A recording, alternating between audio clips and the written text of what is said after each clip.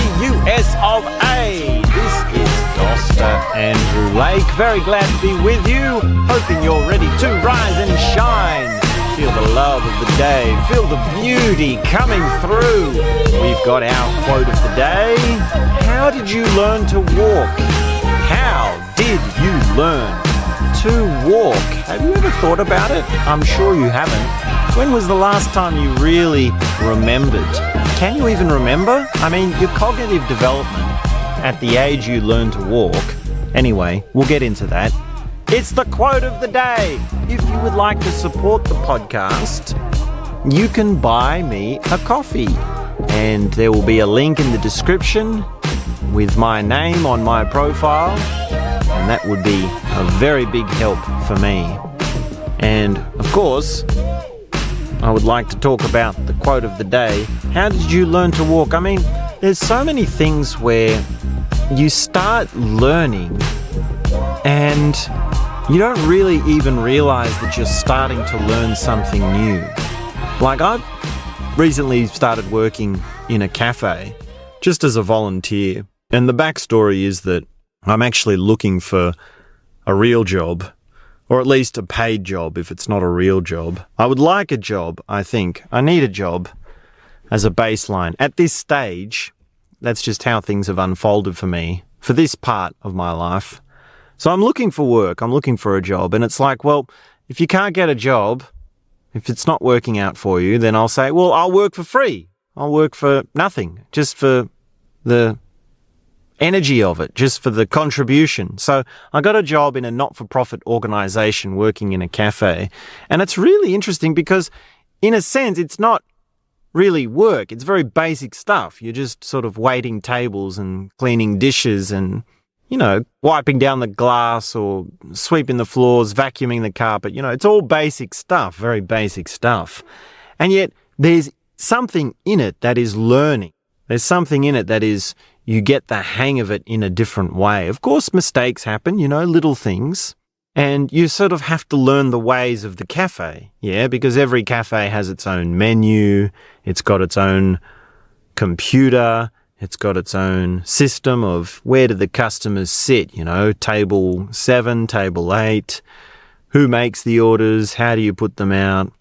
And I've always loved this curious thing of the process of the customer coming in, sitting down, and then you bring them a menu, you bring them some water, and you say, would you like to order, or would you like some time to be at the menu? And oftentimes they say, oh, we'll just look at the menu for a little bit, and then you come back later and you take their order. And sometimes they want their coffee before the meal, sometimes they want their coffee with the meal, sometimes they want their coffee after the meal, with cake and tasty scones or some croissant or a muffin, something tasty, or brownie or a tasty, Turkish, Danish, apple tart. Oh, it would be very tasty. I love to have a tasty snack. Oh, banana bread. That's what I had today. Oh, I get so distracted when I'm talking about food. Anyway, then they've taken their order and they're waiting for their order. And what we do is we get the knife and fork in a little basket with a little napkin. And after some time, we go and we put it on the table. Now, this is very curious because it says that your order is on the way. The customer is sitting there, they're waiting, and then the server, the waiter, in this case it's me or one of my friends, comes up and puts something on the table, and it's like, so they know it's coming, I know it's cooking, it's on the way. And also it gives a thing of expectation that when the waiter brings something, you get something. Now, when you get the knife and fork, you don't really get anything. Yeah, it's almost like a false drop. You get something, but there's no food, which means that the next time something comes, it is the food, and that's the reward. That's the, very exciting time. And working in a cafe is really curious because you see so many different kinds of people. And they're essentially all doing the same thing. There's no rocket science when you go into the cafe. There's no high philosophy. It's very simple. Yeah, we all eat, and yet it's so different. It's so vastly different how people can be.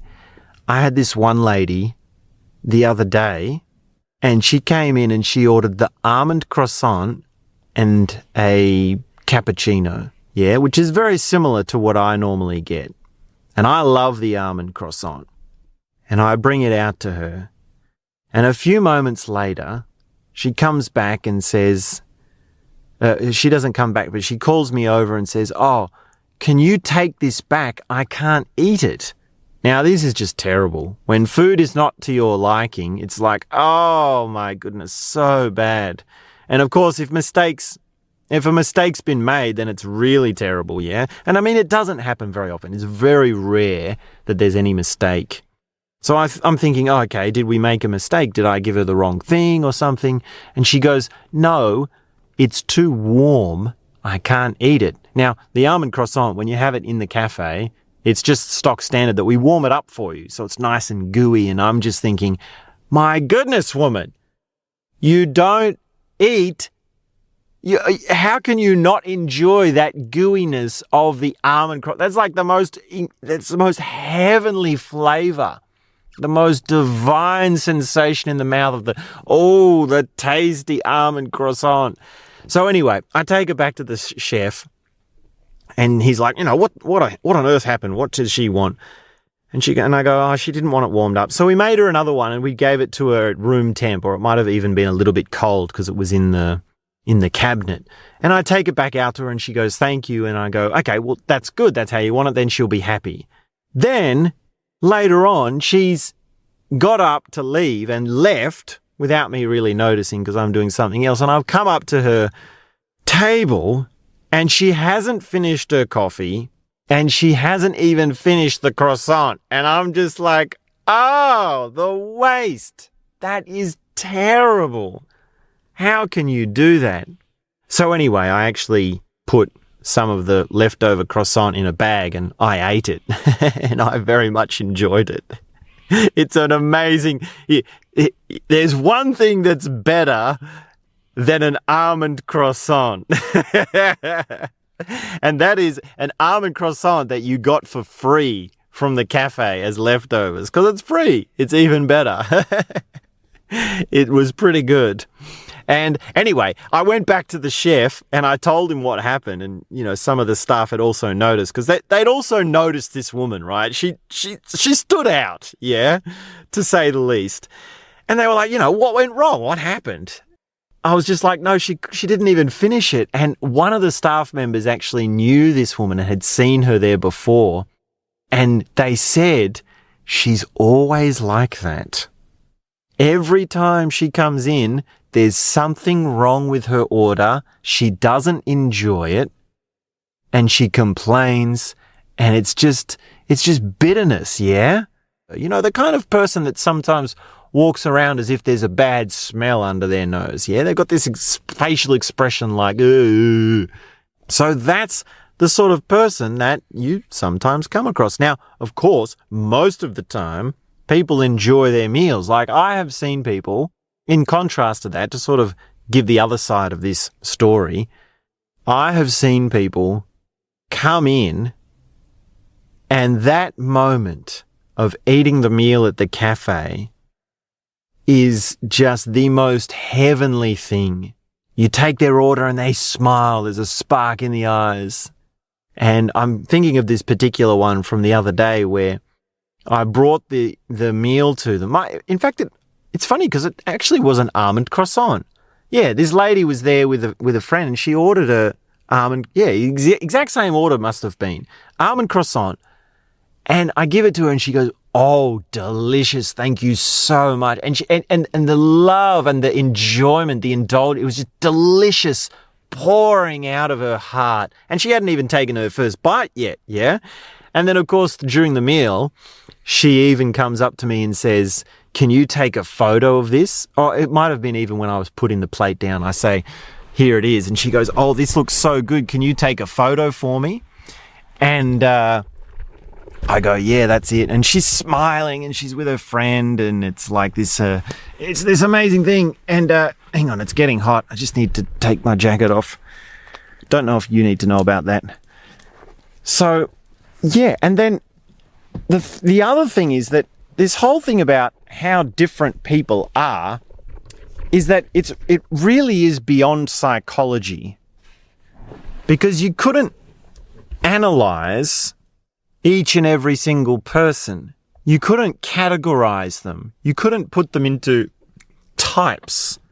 In a sense, you know, I mean, you can always do like a demographic analysis. There's old people, there's young people, there's people who are there by themselves, there are people that they're there as a couple, there are people that are there as friends, you know, like that sort of demographic analysis is always there. But who they are, their essence, their absolute truth of their presence, that's something you can't analyze. That's something you can't categorize. Of course, you know, working at the cafe, it's not like I'm sitting there taking massive interests into each and every individual that walks through the door. Most of the time I am just trying to give a basic service. Yes. But this is just the sense that I get. Yeah, I have a very strong impression from people. I have a very strong sense of, like, a person, when I encounter them, makes a strong impression upon me. That's what I'm trying to say. So, yeah, cafe work really is, cafe work really is something special. And I mean, the other side of this is like learning how to work when it's busy and there's a lot to do and it's a stressful, high-pressure environment, and yet you remain grounded. You remain relaxed. And that learning, that practice of saying, okay, I'm grounded, I'm relaxed, what's the next thing? That is something that you learn with baby steps. That's something that you learn by practicing again and again and again. Because, of course, at the start of the day, you got your apron on, fresh, cleaned your teeth, had a shower, feeling grounded, done some morning meditation. Everything's clean, the sun is rising, and we're all standing around waiting for the customers to come and for the day to unfold. And it's grounding and easy. It's easy to be grounded in that moment. Yeah, it's easy to be cool, calm, and collected when you're standing around waiting or when even having morning tea. But then the first customer comes in and something changes within you ever so subtly. And then the next customer comes in, and then the next.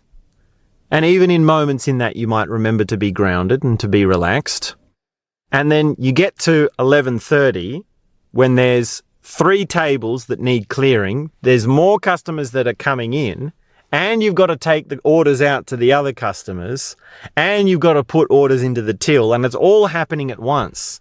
And you've got to prioritize. Well, what is it? Like, what do you do when someone's meal is ready and you have to bring it to their table, and at the same time, there's customers walking in and they're saying, oh, can I have a table for 2? Like, what's more important in those 2 situations?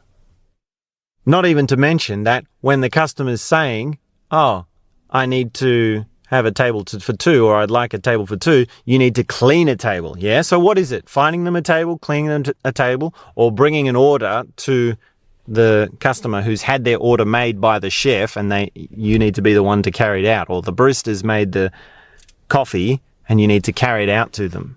Yeah? Now, in that moment, the priority is remaining grounded. In that moment, the priority is remembering to be centered, cool, calm, collected, not letting the stress overtake you too much. Now, adrenaline is okay. A heart rate that is elevated is okay. Moving fast is okay.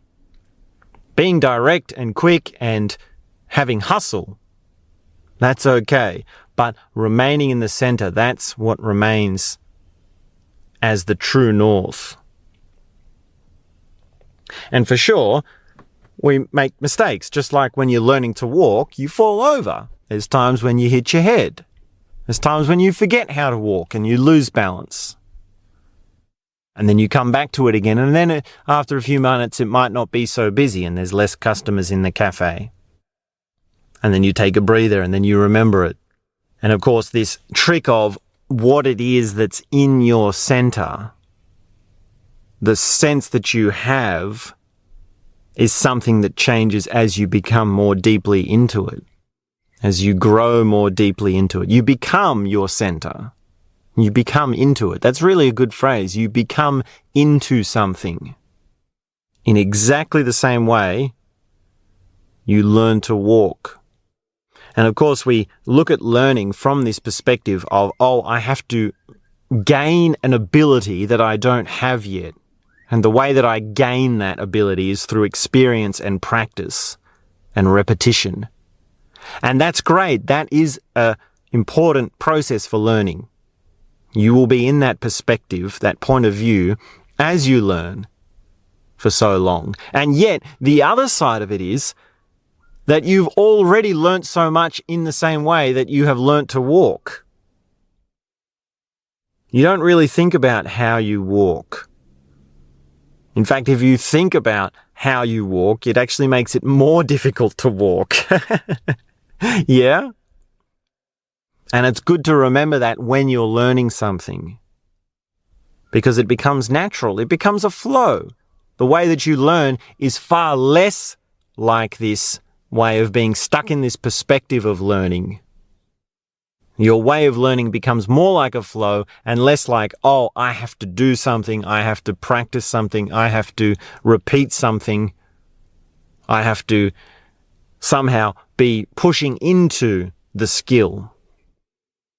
And just take a minute to consider this. How did you learn to walk? And you can even ask yourself, look, how do babies learn to walk? If you can see how babies learn to walk, the exact moment, and here's the funny thing is that there is a definitive moment.